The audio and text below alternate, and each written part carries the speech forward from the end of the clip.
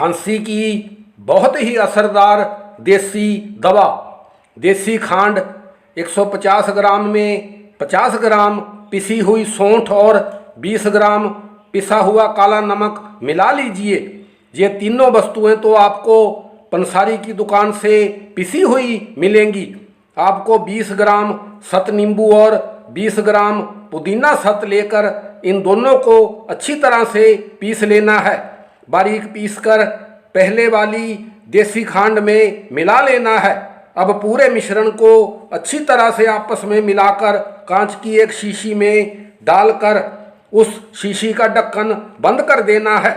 आपके पास हर प्रकार की खांसी की बहुत ही असरदार देसी दवा उपलब्ध हो गई है। किसी भी प्रकार की खांसी की शिकायत होने पर आपको आधा आधा चम्मच दिन में 2 बार गर्मा गर्म चाय के साथ लेना है। 2 या 3 दिन तक इस दवा के इस्तेमाल से आपकी खांसी बिल्कुल रफू चक्कर हो जाएगी। और हाँ, देसी खांड, पिसी हुई सौंठ, पिसा काला नमक, सत नींबू और पुदीना सत आपको पंसारी की एक ही दुकान से मिल जाएंगे।